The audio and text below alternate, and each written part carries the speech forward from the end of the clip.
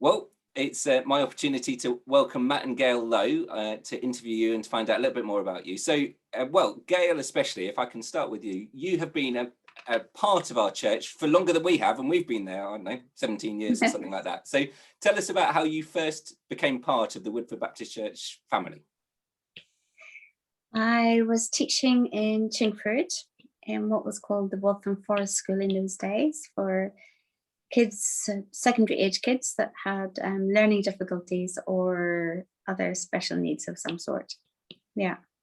And you attended the church for a year, was it? Is that right? Just less. I attended the church for an academic year, so it was even less. Wow. And I promptly went off to Wales, and that's where the rest of my life began. And so you've got a really good return on investment in that you attended the church for less than a year. And how long have we continued the relationship for as a church with you guys then? So faithful. Yeah. It's over 30 years, that's for sure. So it's amazing. Really. Yeah, because we've been married over 30 years, and I was a single person just out of uni when I was in South Woodford for the longest period of time that I was there. And the two of you met in Wales, is that right? We did. Yeah, we did. Yeah. Very good. And then certainly my sort of story with you guys when we first came across you is to do with Morocco when you were living there. Mm-hmm. And perhaps if you can share a little bit about how long you lived there and that side of things, some of your experience from Morocco. Yeah, sure. We lived in Morocco for, just over 20 years, and we went in 1990, and after that we went to France in 2010, and it was we did a whole bunch of things while we were out there. The place where we met you was the centre, I presume, and that was that's cultural centre which we ran for a while. I ran an outdoor activity company, which did the whole sort of mountaineering, climbing, working with tourists, but we also worked with local kids as well. So we took them up into the mountains as well. And that expanded into like a business that did adventure days for big companies. So it was a cool thing to be involved in. I really loved it. And you can say what you did. I had 4 children. And life stopped. No, not quite. So a lot of it was being mummy, but when our youngest was, who is now 22, and when she was 1 year old, I started working in an American school in Marrakesh, and I worked there for just about, I think, 9 years, teaching little tiny tots. And so apart from that stretch of time of working, before I was a teacher, I was just basically mum. We often lived in very rural settings, which I totally loved. And it was having children just made me more normal. And any conversation with any lady in the country of Morocco involves lots and lots of noisy children all around you. There's no nice going for a cup of coffee somewhere in a cafe and having a nice chilled chat with your friends. It's just all pandemonium. So my 4 just added to the general pandemonium, and that was a lot of my life. Yeah, sure. Yeah. And then towards the end of our time there, we started like additional needs, special needs school down in the city of Marrakesh, and that was a really rewarding thing to do. So I think about maybe 3 or 4 years before we left the country, we started that up, and as far as we're aware, that's still running to this day. So it's great to have that ongoing. And one of the things that I've really relished over the time that we've spent with you guys over the last 17 years or so is that you've been really free in sharing the tough times as well as the good times. Sure. And that's been really important, I think, because that's real, isn't it? That's the real life for all of us. And the fact that you haven't glossed over that or put a Christian sheen on it that pretends it hasn't happened has been really important. And the end of your time in Morocco was really tough. We shared some of that really closely with you as a church and as a family at that time. And, to see that and to walk with you a little bit through that, not sharing all your burdens by any means, but nonetheless, as I say, just being real with us about it was a real honor to be able to walk with you in that. And a tough time, but you've come through that. There will still be times where I'm sure there's a painful memories, both for the physical health side of things and the emotional turmoil of leaving a country after so long. But tell us a bit more about where you are now and what you're doing now. We are in Kurdistan in northern Iraq, in a city called Sulaymaniyah, which is about an hour away from the Iranian border. And it's a beautiful location. The city's not so great, but the location is beautiful. It's lots of mountains again. So there's lots of visual reminders of being in Morocco, sort of summer, dry, dusty mountains, and winter, again, snow-capped peaks. The big difference here is there's lots of landmines in all of the big mountains, so we can't really go up there. But yeah, so that's where we're living. And I guess one of the consequences of leaving Morocco, because we thought we were there forever and ever. You can ask Ed more about that, about why we left, if you're not sure. But we just felt, well, we can live anywhere now because we can't live where our heart is most attached. It's a very similar, I imagine, to what some refugees might feel, where you're pulled out of somewhere that you think you belong. So that just, it was a very painful process, as Ed was saying, but it also gave us a real freedom of, well, we can do anything and we can go anywhere now. And through a relatively small process of elimination, we just thought, well, all our kids are now adults and we don't need to be dragging them anywhere with us. We can probably go to parts of the world that would be more difficult for people with younger families. And probably we're going to be working with refugees. And that really directed us into humanitarian world. And some of the work we did while we were in Morocco was humanitarian, but it wasn't our main focus. But increasingly over our time, we were seeing, even in that sort of context, the need for that. Or businesses, Sultan-like businesses, really, really impacting a country at cultural as well as relational levels. So we are now working with a lovely NGO called STEP. And it's quite small, it's very local, but it's an English lady that started it. And it focuses on serving the children that are the most vulnerable. So presently, that means working with Iraqi IDP children, that's internally displaced children, who moved into Kurdistan because it was safer, while ISIS was causing a lot of issues in the rest of Iraq, and Syrian refugees. So I'm an art therapist, so that's mostly what I do. Full-time context, I do practice art therapy with small groups of kids, mostly Syrian refugees. And it's worth saying that you've shared recently, sort of both of you, video clips that really explore and give a taster of what you do in much more detail, and that's something that we can share within the church family if anyone wants to see that. And it's really, really helpful, because it's lovely hearing from you and you telling us about it, but actually seeing the videos of the art therapy and Matt up in the mountains and both of your respective works just brings it to life in a way that words help, but seeing the pictures is brilliant. So yeah, we'll share those with anyone who wants to see them. Matt, I've given a little hint as to what you're continuing to do, so tell us a bit more about what that looks like in Iraq. Yeah, so back in 2017, just after we arrived, one of the manager for the drop-in center, which is what STEP originally started, he asked me, would I just come and do like a bit of a time filler activity for some of the kids? And he'd been reading a book about knots, and he heard that I was a climber, so he just said, oh, can you come and teach them some knots? I thought that was fair enough.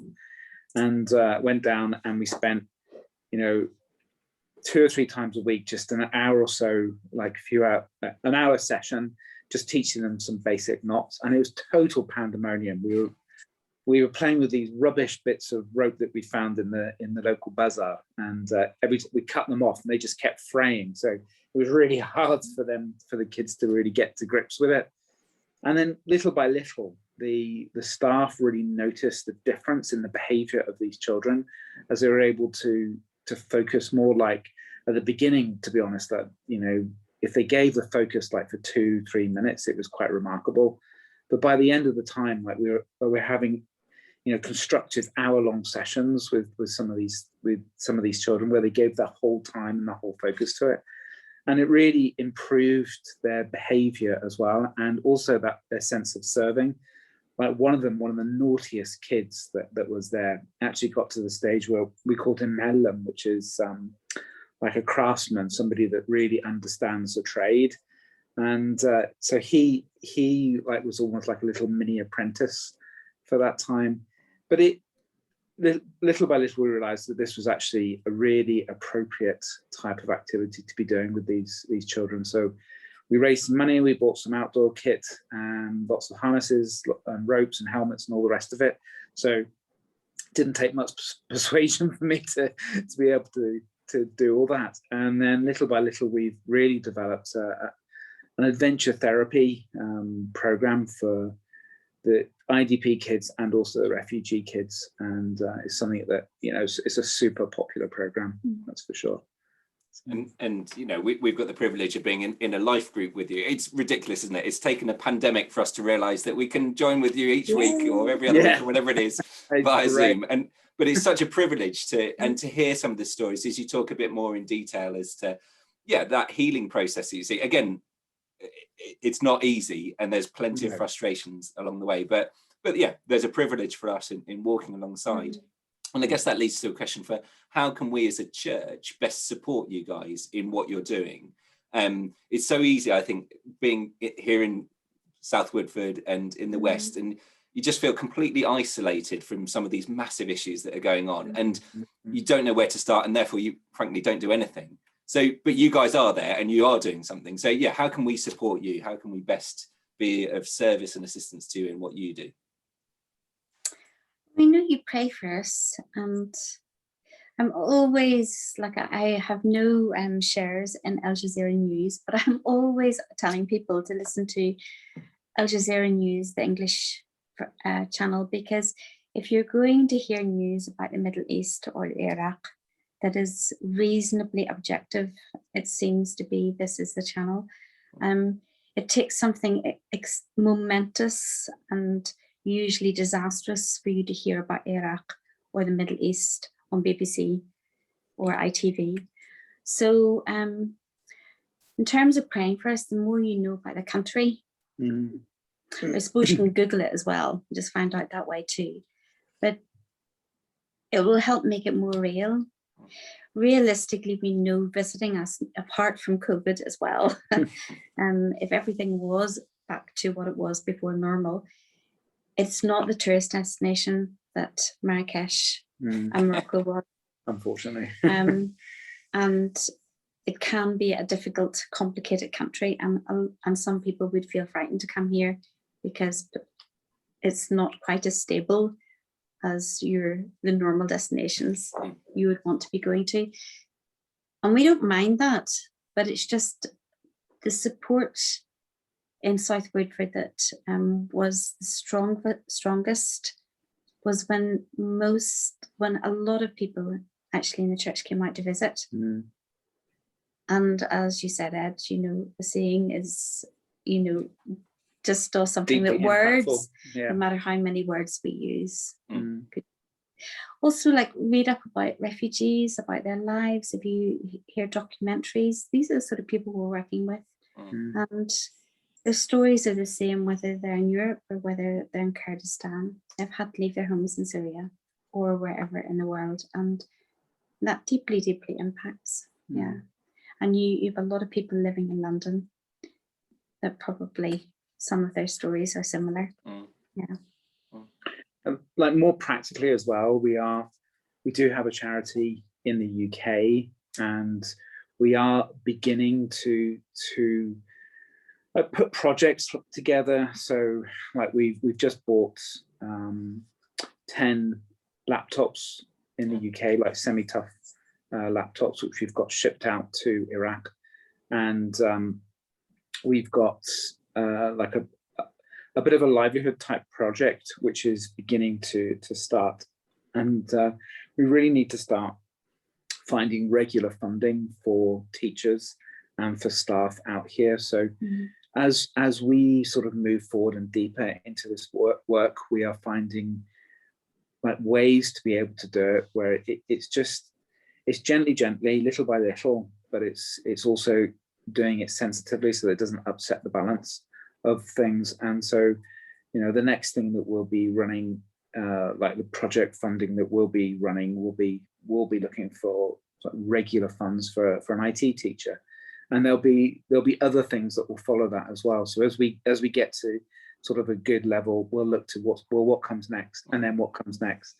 And like, I think really what we want is that sense of partnering with us and with STEP, and you know, with those, like the staff here are just remarkable. They're incredible people, and they give so much. Like, for example, there's Syrian refugee volunteers that have been working for 3 months with no pay because their funding ran out, but they didn't stop working. They just carried on working, but didn't have any money.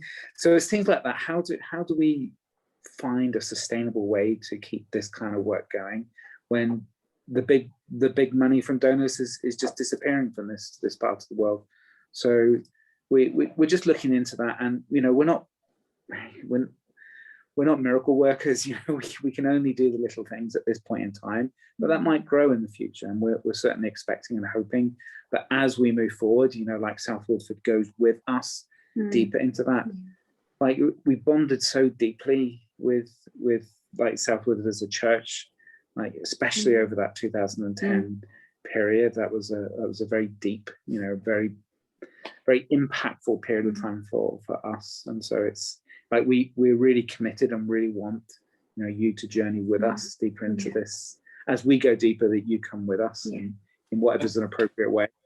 Yeah, and I think that you use the phrase partnering in it, and that's so key, isn't it? And as I say, sometimes you just, from our perspective, you just don't know where to start, and being partners in it, and frankly, you leading us in elements of that is really important. So yeah, here's to that relationship continuing for many more years to come, to maximise your return on investment, as we described it, Gail, for your 9 to 10 months or whatever it was.